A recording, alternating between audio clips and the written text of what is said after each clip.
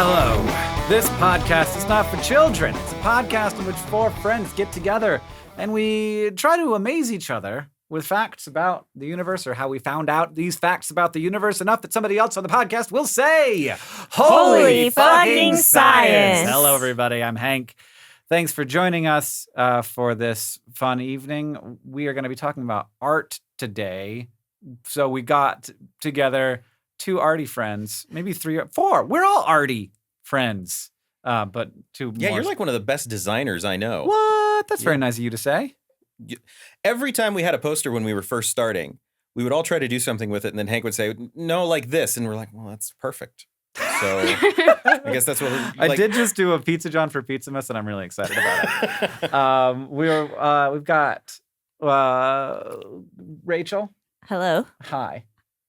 How are you? What do you do? Where are you from? What are you up to? I know it's your art stuff. I am Rachel. I am from planet Earth. Cool.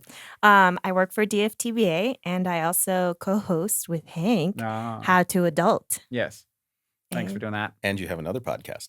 And I have another podcast called Real Love with Sam Schultz, who edits and produces SciShow Kids. It's about podcast, about love and movies. It's about love and movies. And love and boys. REEL. Well, you love a boy. I love a boy. He loves a girl. That's me. Can you make it any more obvious? Good. Yeah, Ashe couldn't handle it. She was like, should I say it or should I not say it? It's going to get me the whole time. Yeah, you do some design work for DFTBA and make sure that our products look good. Yeah, so a lot of times creators will come to us and they won't have anything in mind, and I'll be like, try this artist, this person's good, or they'll have something in mind and then I'll be like, I'll just tweak it like this because it's like something that's kind of simple. And so that's a big portion of what I do at DFTBA, and also keeping all of its products afloat, making sure that it's still there for you to buy. Yeah, thank you. Thanks for keeping all the products afloat. I'm wearing DFTBA merch right now, so are you. Too. I'm obsessed with that sweater. Are awful. What were you thinking? Come on. I'm also underneath. I'm wearing a shirt that's no longer available at DFTBA. You got to get those limited time things when they're available. Or they're gone forever. That's right. Is this for sale yet? It will be on Friday. Sweet. I'm so by the time this goes live. Yes. Yeah. I'm bad. I feel like I'm the only person who doesn't own a Pizza John shirt. Like I don't. I mean, okay. It's easy enough to get one. Yeah. Oh, I'm gonna go hard. Like. Oh, you're just gonna get a whole. Get a whole bunch. You're gonna go on eBay, get all the old unlisted ones from the past. Yeah. Little known fact: a lot of the old Pizzamas shirts go into the mystery shirt pile. It's true. So for those of you out there. And they're cheap, those mystery shirts. You don't know what you're going to get, though. And don't make them think they're going to get a Pizza John shirt. I mean, it's a high probability along with some other really awesome stuff, but there's a lot of stuff in there. Because we get extra sizes because we don't want to run out. Yeah, just in case. We've also got Ashe. Hello. It's good to be here. I'm excited. I work for VidCon, so I'm part of the people who plan the things. Yeah, you just make stuff happen. You do all of the things. Yeah, I was actually listening, like earlier you were saying I was the person who came in and did all the things. When did I say that? The PodCon live stream thing. Oh, yeah. Yeah, I was like, hey, that is me. So yeah, I help VidCon do all the things that apparently, including spending an hour listening to a live stream. Well, I was working while I was doing it. But yeah, so I don't do much art for VidCon, but I do art outside of VidCon. Where can we see your things? I have a YouTube channel. No way. My artist alias is Marsupial Pudding. That's easy enough. It's very spell that. Well, the other day somebody was like, so "But how do you spell marsupial?" And I'm like, "What?" You'd be surprised. It's spelled like marsupial. Like it's really funny because it's like my most used email. So when people ask me like, what's your email? I finally made an adult email, so I didn't have to keep spelling it. Because you're not 16 anymore. Yeah, which is when I made it. I was, Well, I used to be Sir Spanky G at hotmail.com. So some people, sometimes you just have to move beyond. Snake Jenkins Oh, At that's hotmail.com. way better than Sir Spanky G, which is just like, hey, you know, if you can't own it though, like I was just like, I will be me. And if you don't like you are it, incapable of not being you, and I appreciate that. It's just a filter. Like if you can look at that email address and be like, I can still be friends with that guy, then I can be friends with it. But if you're like, no, I just can't, it was never meant to be. That's fair. That's true. I've had people tell me, like, if you want to be an artist that's taken seriously, you should probably come up with a better name. And I was like, leave me alone. Get me out of your box. Marsupial pudding's great. And then I like feel a little bit more empowered with the bizarre name that is all over my social Well, and it media. worked. Like it to me, it fits. Yeah. Because it's cute, very cute things that you make. It doesn't fit the like realistic paintings that I do. Mm. It's like, oh, here's this like super hyper realistic painting of Poe Dameron. Which is Marsupial amazing. pudding. I've never seen this. I think I saw you posing with it, and it took me a minute to realize That's not that's a a photo. painting. It's so big. It's It's huge. so big. It's awesome, though. Also, Ashe, I got confused very easily at VidCon because I'm very easily confused. And it just happened like every time I was doing that, Ashe happened to be walking by and was able to just like point me in the direction. If she couldn't answer the question, she would at least point me in the direction where I needed to go to find the answer. I feel like I had a Nick radar. I Yeah. was like, Nick needs help. Then he was there. Yeah. And he was there looking sad and confused. Help If me. only we all had it. I'm just here to help Nick. I'm looking at your Poe Dameron painting now. It's Oh, amazing, geez. right? Yes. I also we are also joined by Nick Jenkins. Hello, Nick. Hi. You've been on the pod before. I have. This is my third or fourth time, so enjoying the heck out of it. Nice. For those of you who don't know me, I'm a producer for Crash Course. I edit Dear Hank and John, and I am starting a podcast that is a sister podcast to Rachel's podcast that is called Real Bad, and it is all about the horrible movies out there that want to hurt us. So we'll be talking about that, and Rachel will be one of my first guest hosts Nice. on there. Oh man, we've all got podcasts now. I like it. I like doing Yeah. stuff with my voice. Oh, man. I don't get to do it much anymore. There's a lot of time out there to listen to stuff. You know what I think about a lot is the truck drivers. What do they listen to? Totally. There's a lot of time in there. Yeah. You know, I like truck stops will always have like DVDs for rent, and I'm like, do they wait until they're like at the truck stop, like and taking their break to watch the DVDs, or are they watching those on the road? Because that's not safe. Yeah. Well, they have like basically tiny apartments in Yeah, there. I know. It's wild. It's really cool. There's a YouTuber, I think her name's Abby, I can't remember, who lived near Michael. Just at it. Who lived near Michael Aranda, and she was a truck driver, and she had a corgi. So, Oh, yeah. and the corgi went everywhere with her. Nice. But she vlogged about trucking, and it Nice. was really cool. Cool. Interesting. Cool. Yeah, I'm actually friends with a female truck driver as well. Not a ton of them out there.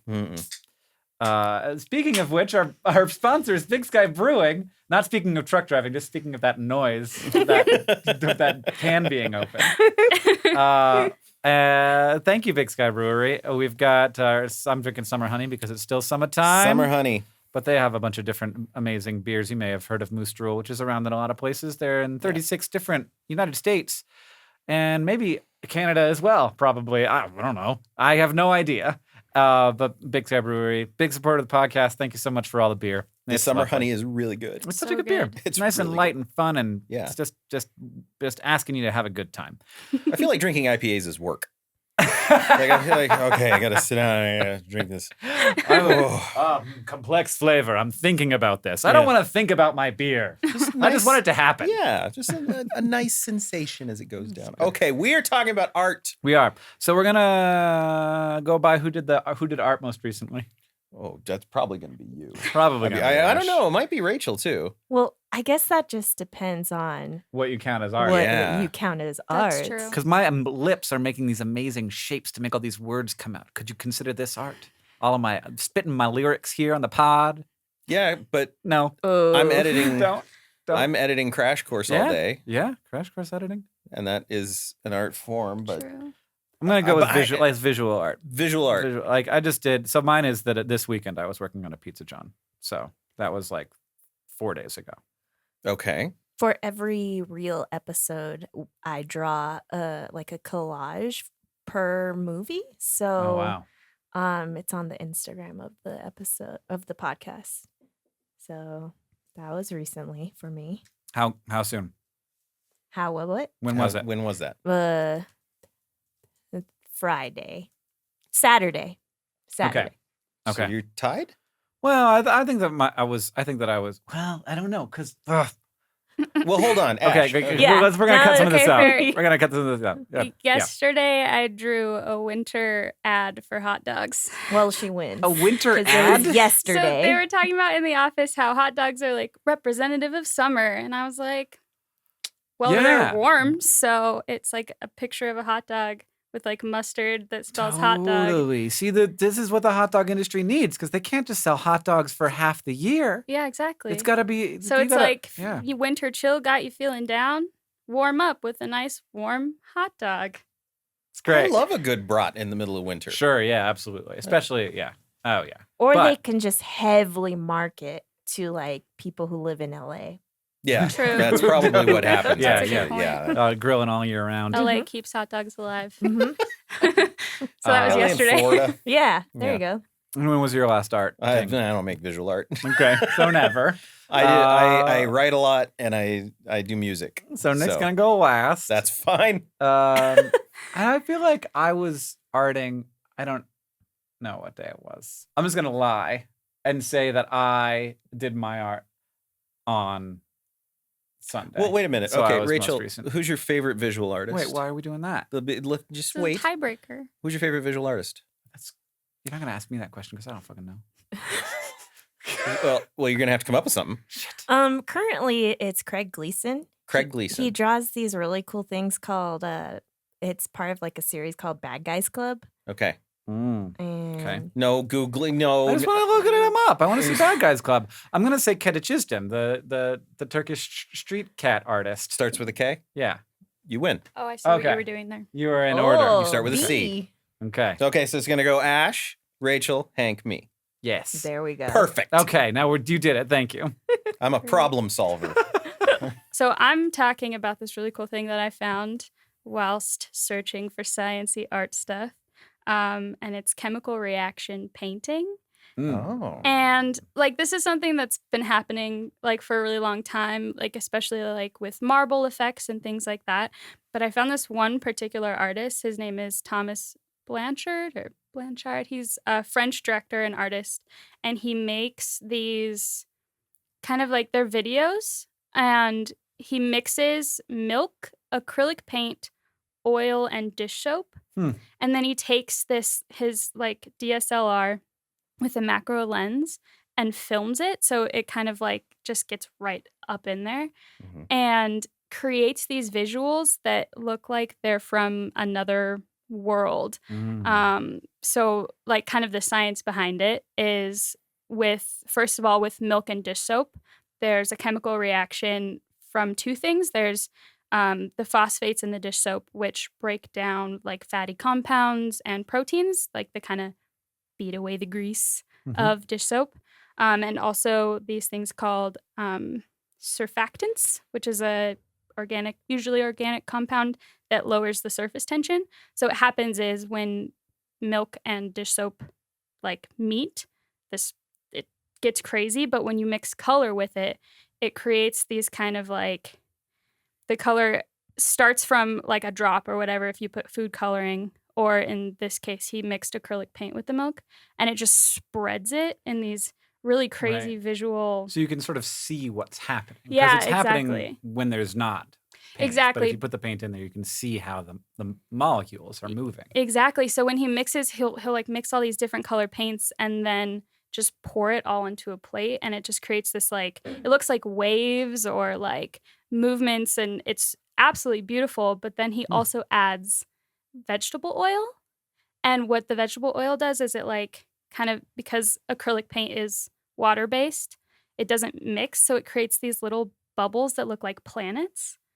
And so when he's filming it, it's like these really rad like color bubbles, and then just like a rush of color underneath them. So it looks like you're watching like a planet, its surface moving or something like that. And he'll mix like glitter with it and all this stuff. And I was watching it for like a solid like hour. I was like, this is easily one of the most beautiful things I may have ever seen. So yeah, I thought that was really cool because like, I mean, I work with acrylic paint and like my paintings dry and then they're paint. But Mhm. this was like a really like in motion way to see Totally. paint. And it was so cool. Well, it reminds me a lot of, I don't know how keyed in everyone is on like experimental art, but it reminds me of like Stan Brakhage. So Stan Brakhage was an experimental filmmaker who the whole thing was just to create shapes and light and patterns on the negative. So there's no story, there's no nothing. It's just different things. And he would try different materials to get different shapes and different lenses then to look at it. So it's just all about just creating feeling and experience. And some people love it. Like it can be really immersive, but also like there's a great YouTube channel called Shanks FX where he recreates effects that are not digital effects. So like, I don't know if you've seen Interstellar, but at the end of Interstellar, and about the middle of Interstellar, they start getting close to a black hole. And he goes through how that was created. And it's just like he does it all with practical stuff. And it is just beautiful. And a lot of it is with like understanding chemical interactions. And then that is taken and used in a practical way. Like you said, it's creating, what look like planets. Okay. And then a storyteller is going to look at that and go, I can use that to tell this story. And that's how some of the effects at the end of 2001 were created. Right. So yeah, it's that's like weird stuff. Yeah. So I watched this freaking YouTube video and it was long and beautiful about how they created this Windows logo. So I'm showing it to the people who are here. So this looks like it's made with like just 100% digital effects. Right. Mhm. But That's how I would make this it. is 100% practical. Whoa. And like watching how they set this thing up. So if you just type in like Windows logo light, the word Light, you'll see this image. It's like the first thing that'll come up. And you can watch a video of them like doing it, and it's astounding and made me be like, I got like that increases my brand affinity for Windows in a way that has not happened in a long time. Which is weird because it's like who cares what the logo looks like? But it was beautiful. Anyway, I do really like it is fascinating to me when you say like, okay, we're gonna create, like we're gonna be taking a picture or a movie of this thing, but it's going to but we are setting the circumstances up so that it's not going to look like that. It's going to look like some otherworldly thing or something that was done inside of a computer, but it really existed and it was just a picture that we took. Yeah. And to sort of set it up to like let the molecules do that for you. Yeah, exactly. I think one of the coolest things while I was like looking into it is like he has a photo of just like it's just a plate with like paint on it. And then you look at these videos and you're like, you're kidding though. There's no way. Yeah. No, that's really cool. Cause like, I mean, at the end of the day, it's kind of what painting is in some respects. Cause like, you're not creating creating an actual 3-dimensional space. You're creating a trick to fool our eyes into thinking that we're seeing a 3-dimensional space. If you're painting something that is 3-dimensional. Yeah. And yeah, so you change the context and all of a sudden it's not a soap bubble, it's a planet. Yeah. Yeah. That's just I mean, microscopy art is a whole other thing that I didn't even think about before even coming into this, where it's like, what do things look like? And the art of microscopy is like, you think that microscopy is just like, oh, you've got a lens and like a thing and you take a picture and it's just like a camera lens, but it's really good at taking really close up pictures. But like when you're dealing with that, then you've suddenly got these huge problems with depth of field, and you maybe can't even take the picture and you have to prepare the thing in a certain way before you can even see any of the things you want to see. So there's all these stains, or there's like with electron microscopy, you have to basically like plate it in a metal before you can get an image of it. And all of that stuff is the hard part. Like taking the picture is like, you push the button, but to prep the thing is just imagine that. Yeah. You're sitting down, you feel like,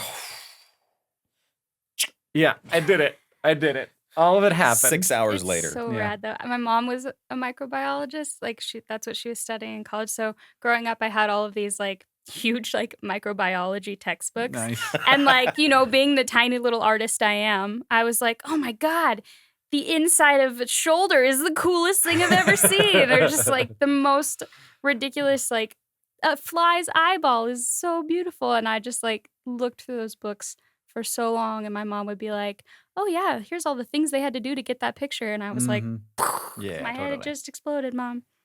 Totally. That also kind of reminds me of like when you watch videos of people who are really good at spray painting, and they do like spray painting like a space scene or something Mhm. like that, and they make it look photorealistic with just spraying a very Yeah. specific angle or with Mhm. like stencils and stuff like that. It's like And it happens fast. And you're Yeah. like, what So just fast. happened? so fast. Yeah. And it's like it's an interesting concept to think about that was not a thing maybe tons and tons of years ago, because people used to think that if you were an artist, you were also a magician, because like you can draw depth of field, and that wasn't a concept Mm-hmm. Right. before. Yeah. We are. Oh, that's magicians. true. Yeah. That's the trick. We Don't are. tell They anybody. were right. You are next, aren't you, Rachel? Yes, I am Okay. next. Okay. Thank you. I was texting my wife, so I got a little distracted. My wife. Just so you guys are aware, this is what editing Dear Hank and John is like. What are we doing? I forgot how to pod. That's John's voice. that I was doing. John will basically be like, "What do you think, Hank?" I was typing. I was Googling something. I forgot how to pod. How to pod. Wait, I'm Googling this right now. I am talking about a specific artist named Adam Harvey, and he is mainly a photographer, or originally a photographer, but he kind of developed this anti-facial recognition way of doing hair and makeup, and also along with he is currently working on, in conjunction with this group called Hyphen Labs, I think it's called. They're based in New York, and they're trying to make fabric or clothes. So Can I ask a question? Real quick? sure. What is anti-facial recognition? Okay. So facial recognition software I do. and algorithms. Mhm. After watching many talks that he gives, I've realized that there's a lot of stuff out there that there are a lot of algorithms out there that can figure out or thinks that it can figure out tons of information based off of very little information. So you ever see in movies or like TV shows where they're like, let's look at the picture. Okay, enhance. Mhm. And like every time Sam and I watch a movie, we're like, that's not a thing. That's not how pixels work. Newsflash, it is. Uh-oh. And it's terrifying. So, Well, I mean, so facial recognition, the idea is there's two things. One, can we figure out who you are? So we look at you and it's like, you see all my Facebook pictures and I've said that you're Nick before, and now it's like, this is still Nick. This is Nick now. mhm. And then there's like, how is Nick feeling? Mm. Which is Yes. sort of a weird thing. It's like, oh, Nick's in the Gap, and the Gap is watching Nick. And the Gap has recognized that Nick is thinking about leaving the Gap. So let's send a salesperson to Nick before he leaves the Gap. Yes. They don't know me well. And that Nick is- is going to leave the Gap regardless. No, salesman, Nick is leaving the Gap now. Especially, yeah. Nick just saw the salesperson walking over and is mad dashing toward the door. Yes. Yeah. But I wonder how that works. Because like I have resting asshole face, Yeah. and Right, and so so, they're- people are always going to a think little that bit, yeah. people come up to my office all the time. Especially Blake, our chief editor, comes up to my office all the time and goes, "Are you okay?" I'm like, "Well, I'm fine. But I'm just editing. I'm just working. I'm doing the fine. work. I Anyway. am glad that Abby's there because she's so happy. That's She just true, wags yeah. her a little bit, and you're like, oh, Nick can't be that. Yeah, I'm upset. not. He's got a I got butt wag quirky, man. happening. Sorry, so Yeah, well, so I'm glad that you brought that up because that was the basis of his like why he wanted to create something like that, because he first was like, I'm gonna find 50 stores or companies that have this software that is in their security cameras. Mhm. And then he found an overwhelming amount of places, of retail stores that do it. So he was just like, no more. And so he created this kind of like guidelines of ways to trick the facial recognition software. And the software or the algorithm doesn't so much work as like, do, that's Nick. It's more like beep, boop, boop, boop. I'm recognizing, this is my confidence level in recognizing a face. Mhm. And by following these different guidelines to trick the algorithm, you in turn have like a trick it to finding a low confidence in finding like a face. So it's like, it's not like it doesn't know if it's Nick. It's not like if it doesn't know you're happy. It's like it doesn't know that you're a face at all. Exactly. okay. It's just like you basically weren't even in the store. I'm a Yes. Like ghost. electronic camouflage. Yeah.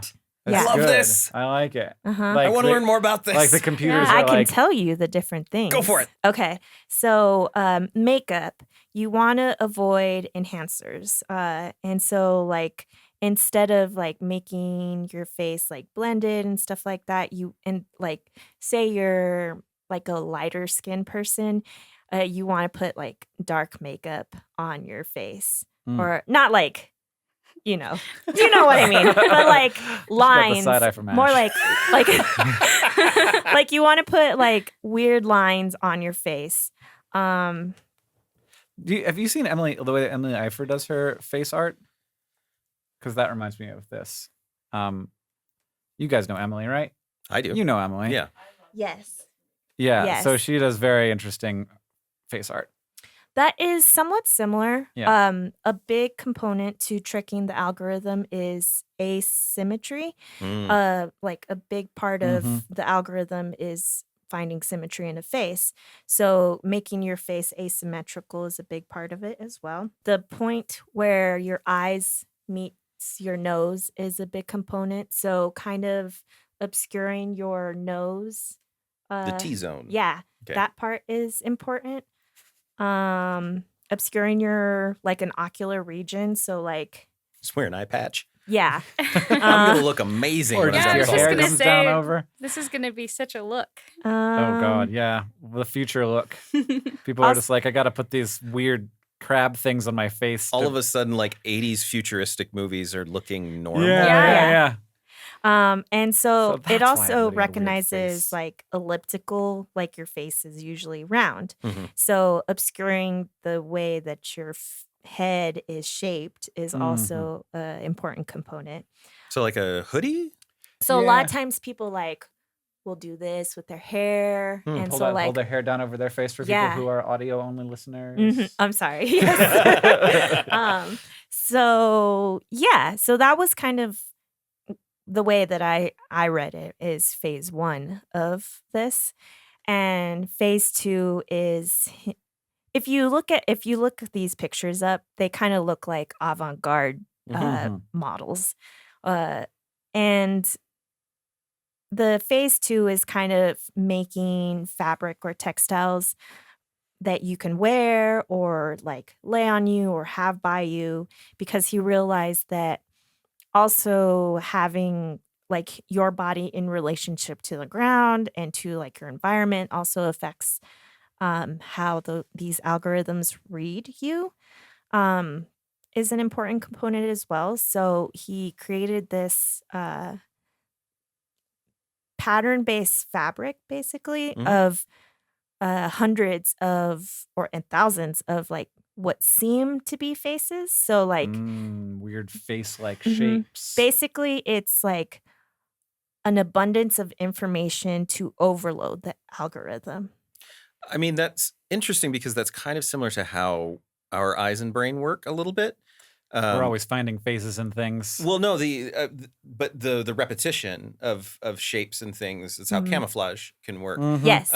When they're testing cars at the Nürburgring, Yeah. they have this weird black and white pattern all over Totally. them. Yeah. And it makes it hard to see what the car actually looks like. Like the shape of the car is very obscured because of that. Yeah. And so we recognize it as a car, you Mhm. know? Mm-hmm. So Yes, and actually, speaking of that, the name of the makeup and hair is called, or the project is called CV Dazzle, and I'm sure a lot of us have heard of the very first project called Dazzle, which is was first used in World War I to camouflage or trick people.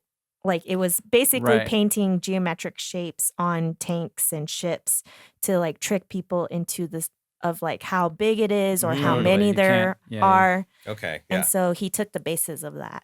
And Yeah, which but makes it harder to like figure out how far away the thing is, which is important if you want to shoot it. Mhm. Yeah, if you want to type in Dazzle World War I, you can see these weird art ships. Like Yes. these beautiful zebra striped war machines. Super cool. My Yeah. aesthetic. And he talks about a bunch of other stuff about how like you can get so like basically a 100 by 100 pixel photograph. That's when they can start pulling that information. Wow. And there are companies out there that can like sell information that takes all the public photos on Instagram, all the public photos on Facebook, and start to infer things. And like they compare you to like criminals. So like based off of the Do I look like a criminal? no, so like Oh, based off geez. of the curvature of your lip, this is Mhm. how like How you are. likely you are to be a drug dealer? Yeah, stuff like that.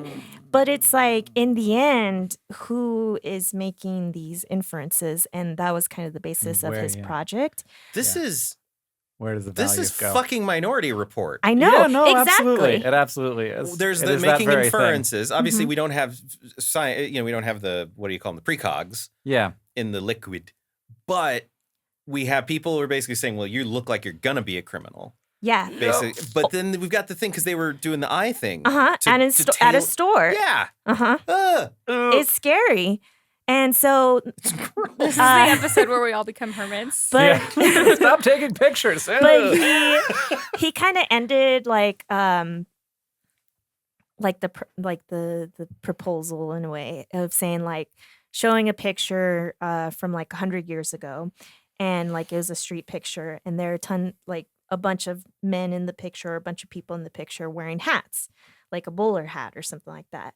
And if you look at people now, we're not all wearing bowler hats. And so 100 years ago, fashion has changed Mhm. or changed society. So he was thinking, hopefully in 100 years from now, that our society's fashion visual or like technique would change to protect our privacy. Wow.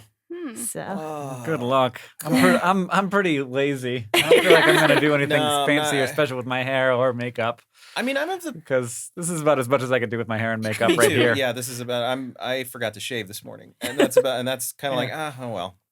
But I think that this affects different people in different ways, obviously, because now you can do some really weird, sophisticated like racial profiling for things. Sure. that are Yeah. just, Well, that's like- the thing when you start working off percentages, then you're looking at like if you start basing it on your policing on data rather than on activity, like Yeah. what an individual person did, you end up in bad places yeah, fast. absolutely. Mm-hmm. I'm gonna give that a holy fucking science that's because good. That's that cool. is You did it. terrifying. Yeah, but also very cool. but also Yeah. very cool. Oh, it 'cause- is. It's very and, cool. Very and cool. pretty. It's the thing to me is like that doesn't really right now. Let me be clear. That doesn't affect me in a way because I'll walk Right. into a store, somebody will come and say, "Well, we see that you're looking at something." I'm like, Yeah, Peace yeah. out. I'm Well, done. Yeah. Well, it's also like the idea that it used to I used to think like if they wanted to track where I was, then I had to have something on me that would be trackable. Right. But now my face is the trackable thing. Right. Like if you've got cameras everywhere and you've got accurate face recognition software, like you know where I went every day. Yeah. Face off. And then Swap faces. somebody's gonna take my face. Or like Nicolas Cage is gonna take my face I away. recently just went to Target, and if you go to the self checkout, there's like a giant camera Yeah. saying like you're on video, It's awful. and It it's is like the widest lens. for that one, makes I me- look terrible Yes. in it. Does it show you? Oh, Yeah. yeah. What you look like? Yeah. Yes. I don't want to see myself at the No. grocery store. Oh. I've never even noticed And it's this that. huge wide lens, so you're just Yeah. all stretched out. It's Yeah, I'm like, oh. Yeah.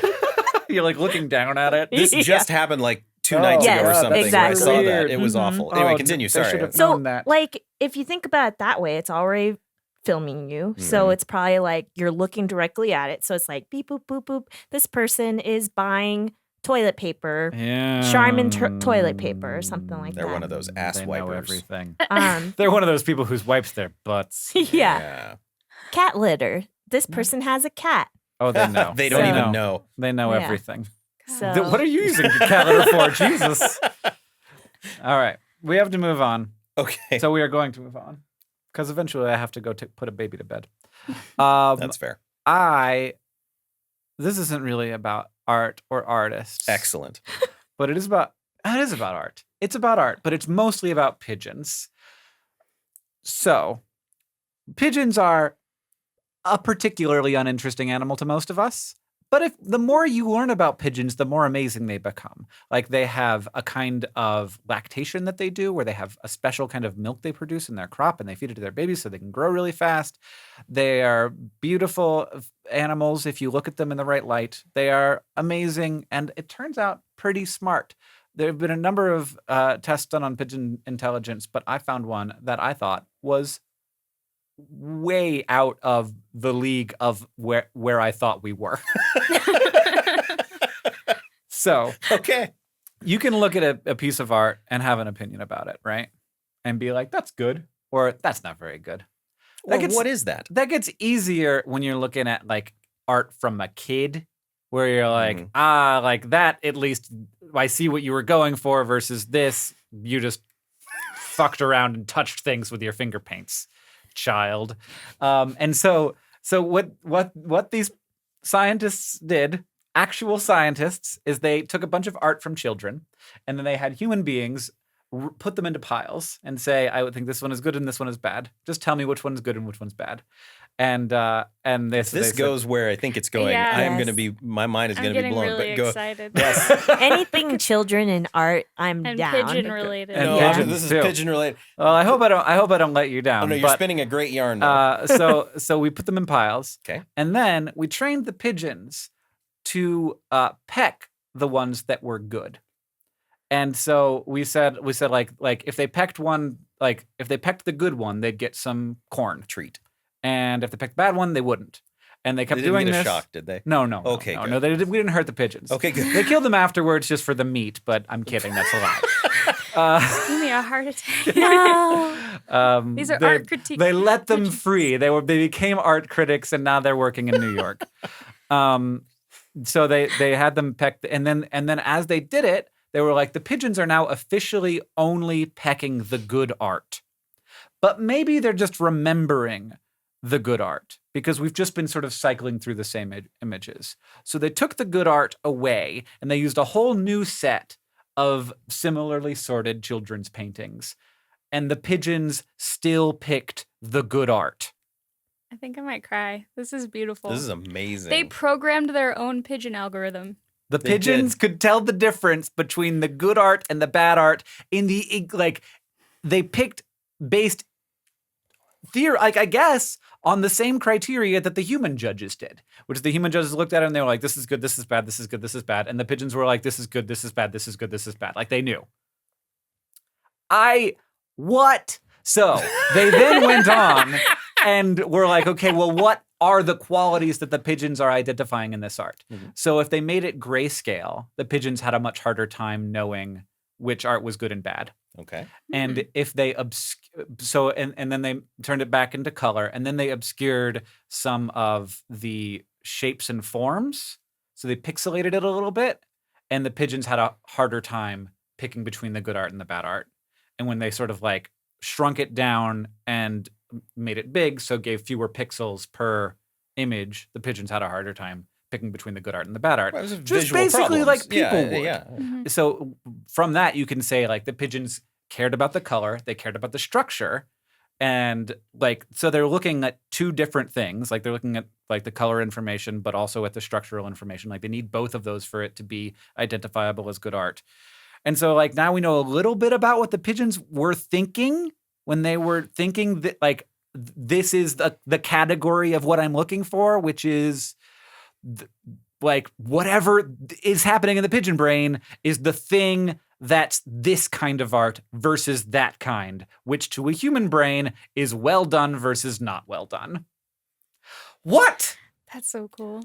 I'm confused now. Are pigeons more like us than we thought, or are we More More like pigeons than we thought. Definitely that one.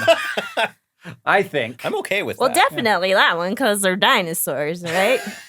Yeah. Yeah. Basically, yeah. Which, yep. What else how can we use this to do good in the world? Well, I mean, basically, we should have them be on YouTube choosing which videos are good and bad because we clearly can't pay enough humans to do that job. I love this. Yes, we need to find one pigeon that has character, pizzazz, and then it could be like, you, pigeon, you're our star. We'll get her a beret. A little beret. Yeah. Yeah. A little backpack. Yeah.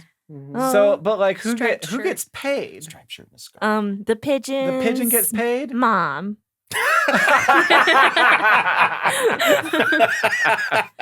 Which would be one of us. Not Like the biological human- mother. Or that. Well, the I pigeon guess. needs to be taken care of for the rest of its life. Yes. Right. Give it the Yes. best pigeon life ever Yes. could possibly have. It can live at the Missoula airport. Yes. They're all over. Yeah. They're They're all everywhere, and it over. turns out that they're pretty good children's art critics. Ooh, and then we can breed that pigeon. Because it'll have the good genes. Evolution. We Yes. can- yes. Selective biology. Well, Mhm. but the question is, will there be epigenetic markers that allow that baby pigeon to already know the difference between good art and bad art, and you won't have to train them? And will they want- become snobs? Definitely not. Because Ah, snobby see. pigeons. I don't, Yeah. You know. If pigeons were snobbier, maybe we'd like them more, because I think that the problem we have is that they're so uncouth. They are stereotyped pretty poorly. I feel I like think I it's a want stereotype, a yeah. pigeon to tell me whether or not the art I'm doing is good or not. Like if I'm on the right track. It's like, yes, you're doing a great job. And I'm like, thanks, we should get you a pigeon. Yeah. Yeah. I don't know. Marsupial pigeon. Now I'm thinking Pigeon about pudding. it. If that Pigeon pudding pigeon's is like, upsetting. No. that's not good. Yeah. And then I'll true. be like, pigeon, you don't know what you're talking about. You didn't go to art school. Pigeon, please. Yeah. Pigeon, Oh, adorable. please. Yeah. That's my pigeon story. That's pretty rad. amazing. That's pretty amazing. That's pretty good. I love Uh, finding out what these super well-educated people are doing with their time. I and know, lives. right? And I'm not judging them badly. I'm just saying this is amazing. Yeah, who funded this experiment by Shigeru Watanabe to find out if pigeons could figure out if art was good or bad? And like, how was that person like? I bet pigeons could figure out if art's good or bad. I know enough about Maybe pigeons they that had, like- I should try. I bet they will. I totally bet they will. And they were like, well, there's only one way to find out. To do a double-blind experiment in a controlled chamber with a bunch of pigeons that we apparently had on hand. We're doing other things with, hopefully. I wonder if someone was like, oh, it's an art critic. Ugh, a pigeon could do your job. And someone was like, let's That's find a good out. question. I remember being in art school when the first thing when we got into modern art was the instructor said, and I don't want to hear anybody say a monkey could do this. Yeah. That was like the first thing. Well, Yeah. boom. A pigeon could, so a monkey definitely could. All right. Ashe. Nope. Nope. All right. Nick. It's me. Sorry. It's okay. You did that whole thing. I'm going to close it out. All right. I will start with a question. I always start these with a question. What makes you want to put a piece of art on your wall in your living space? We're just going to limit it to living space, not office, living okay. space. What are the criteria I want It it has to to be look- horizontal because there's so many posters out there that Okay. Yeah. They're I vertical. want it to look good. What does that mean? Well, I don't know. Ask the pigeons. I see You you, know, brought it coming back. full circle there. It's yeah. If I had given it a few more minutes, it would have been funnier. Mhm. Give it let my lizard brain figure it out. I don't know. Okay. I think for me, it's mostly like color and shapes. Okay. All right. Do any of you care about the artist themselves? Yeah. Yes. Yeah. Okay. So, what if I told you that there are now paintings being made that are not discernible in any way from actual artists being made by AIs? Taking my job. I'd say They're get taking those out of my house. Okay. So it's not specifically a visual thing then. Yeah. Well, Yeah. yeah. We just all said that the artist. Right. The artist is important. Yeah. Mhm. And this goes on to something else I'll talk about here in just a second. But so Rutgers University and Facebook AI, which is in California, have come up with a system of algorithms that basically the whole point is for one algorithm to pose a solution to a problem, and then the other algorithm, come in and say not good enough. And then they go back and they do it again. So the way that they've done this, though, is with visual information. So one algorithm paints a picture. It's actually a neural net, I think is what it's called. Sure. It creates an image. And this other algorithm has been set up to recognize shape and color, but also to recognize painting styles. So it can tell if something is Rococo or classical or avant-garde or Dada or whatever. I've got two of those things that I listed are not art styles, but so they've tightened it down. So now this one that generates the image, its goal is to generate an image that this algorithm thinks is art, agrees is art, but does not fit into any of those categories. Oh, weird. So it's a back and forth like that. And it has now created paintings that are beautiful if you find them online. I am looking at them. They are absolutely gorgeous, but they actual critics can't tell the difference. And in fact, they think, I wanted to say that there was greater than 50%. They think that the paintings created by the AIs were created by people, and the ones created by people were created by AIs. So it's like Turing test, but not with language. Exactly. It's like art Turing. Yeah, and they found that one of the reasons is people tend to like more uniformity and more parallel stuff on the palette, whereas the computer isn't bound by those things. I say the computer, but it's an algorithm within a computer. So this begs the question of what is the value of the artist? Well, Right? it's to me, it's like the intent of the artist matters. I agree. Like, what were they trying to tell me? And for this project, that says to me, this is still interesting, and I'd still want to have this art on my wall because the artist isn't so much the algorithm. It is, but it's also the person who created the algorithm who thought of like, what are we trying to say with this algorithm? What is the point we're trying to make? So in a very similar way to when I buy some art and I'm like, I want to think about like, how was this person seeing this this scene or this? I have a piece of art that's like, I know objectively that it's a gas station, but like looking at it, I'm like, how did you make a gas station so beautiful? Right. Because it's just a gas station. Or it's their perspective on a gas station, which makes it interesting. Yeah, which is what I love about it. So it's like you thinking about like the thing making you think. Yeah. And so in a way, there is like tying computer science to art in this way makes computer science like art in a new way. Yes, exactly. And that was the point I was hoping we would arrive at, which is great. Because this harkens back to abstract expressionism, which came out in, I'll say the 40s and 50s. I could be wrong about Whatever. that. Time is it's been a flat circle. Abstraction. Yeah. But it's been a thing to where you'll look at things that Jackson Pollock created, which were just drippings on a canvas, and then people are like, well, what is it? And it's like, well, the point is not the finished product. The point is the process, and the point is the question that Jackson Pollock was asking, which, along with the other abstract expressionists, was, what is art? Mm-hmm. So they were trying to get at something. And I think this is a similar thing of, well, what is art if it can be, quote unquote, automated? Mm-hmm. Like, what is it? Is it an expression? Well, then you take it back all the way to the beginning. Yeah, these people are expressing a question. Like, is this still art? Mm-hmm. And I think it is. But I don't know. I was completely mind blown that they came up with such beautiful images. Yeah, it's I very was cool. completely overwhelmed by them, and I was. Can you show Ashe? Yeah. Oh yeah, sorry. Here. Here. Shit. I'm gonna make it bigger. Oh wow. Right? Those are very. I can see it. Kind of reminds me of like I've seen a lot of things online that like kind of take algorithms and create a photo, Do and weird they things with have them. that similar like it's like a blend tactic. I don't know, but it's Mhm. interesting. They are beautiful. It kind of reminds me too, like what Hank was saying with like what the artist makes you think of.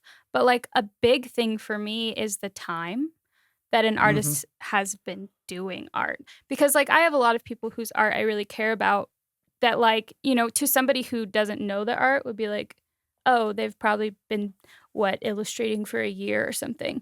But you're like, no, it's been 25. So this is, this is this one picture is still a collection of their years of work. And I Yeah. feel like there's still the novelty of the time spent coming up with this algorithm in the same way, like, which makes it really cool.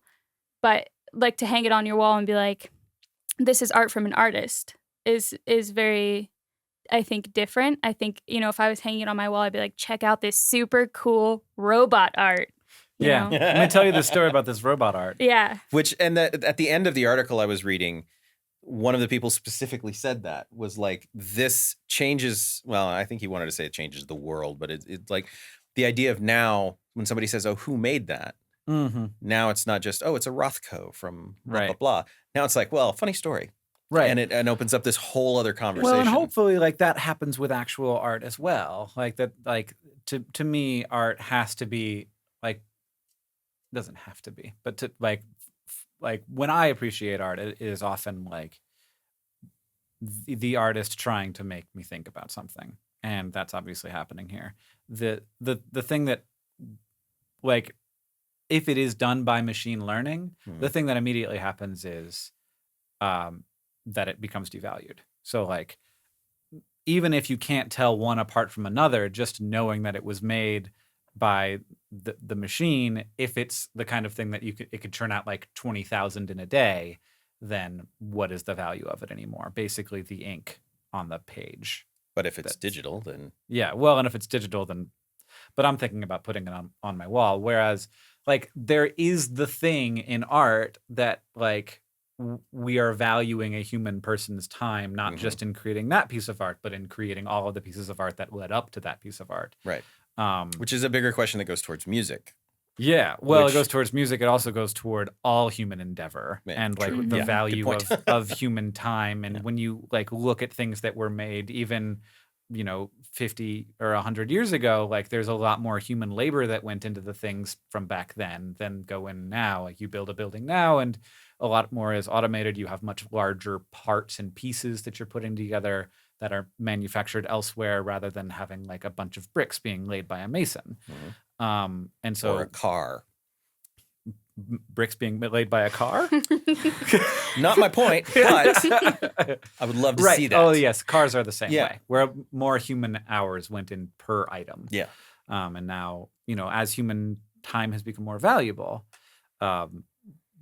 it is used less. Like you try and figure out how to use it more efficiently. And so you don't see like gorgeous stained glass in the like in a regular old normal shop window. You have strip malls made of cinder blocks. Right. And hopefully like and a thing that just because art is a sort of premium product for affluent people often, even when it is accessible, it's a luxury. It has remained a thing that is directly tied to the human creation of it. I agree. Yeah, I would say I would. In my mind, I feel like art, or at least like a big portion of art, is, for me at least, is about pain and history and like what you were saying, Hank.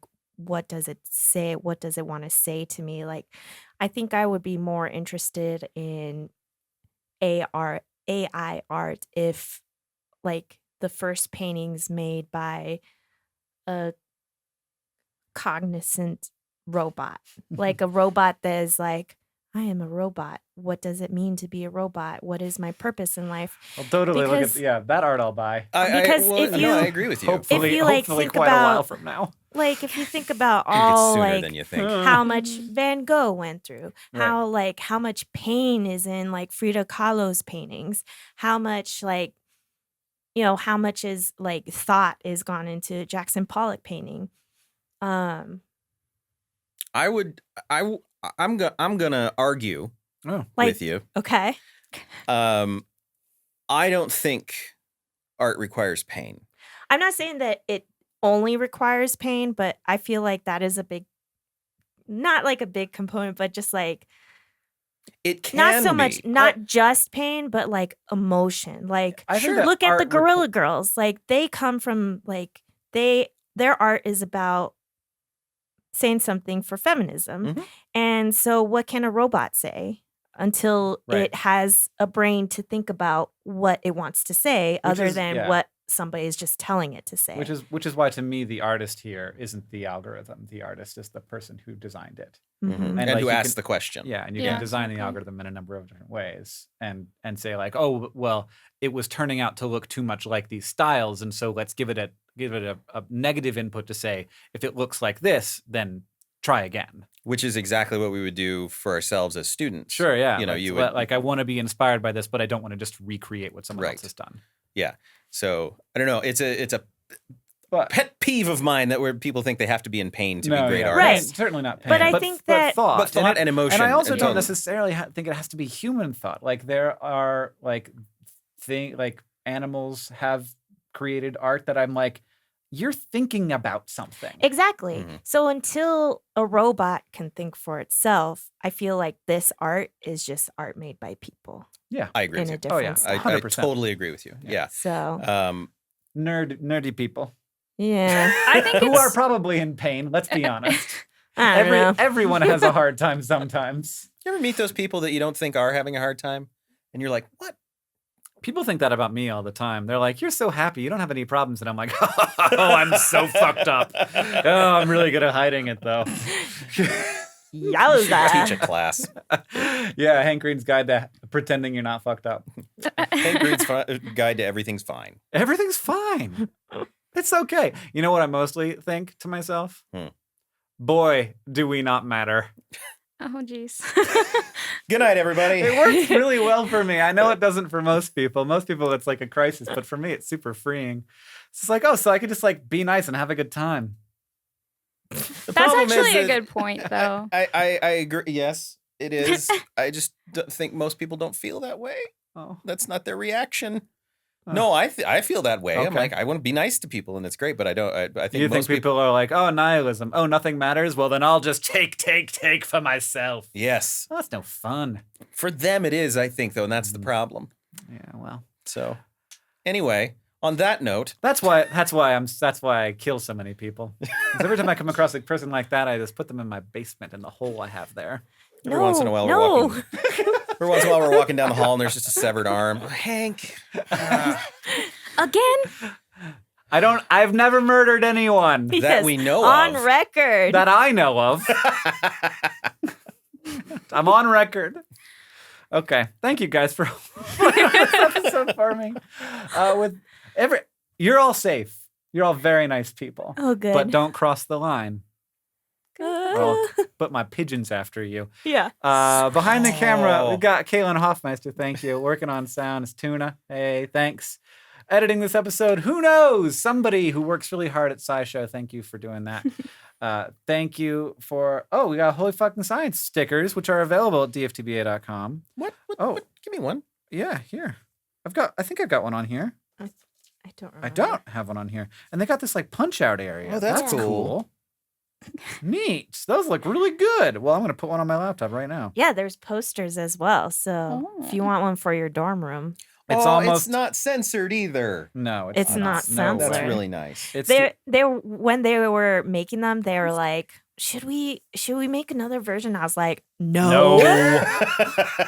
Don't be ridiculous. Well, yeah, I thought this was already on my laptop, but I'm putting it on. Oh, no. Thank you for bringing them. Through this entire podcast, I've been having a good time, and I've also been Hank Green. Ashe Walker is my name. Rachel Calderon-Navarro. And Nick Jenkins. And this has been Holy Fucking Science.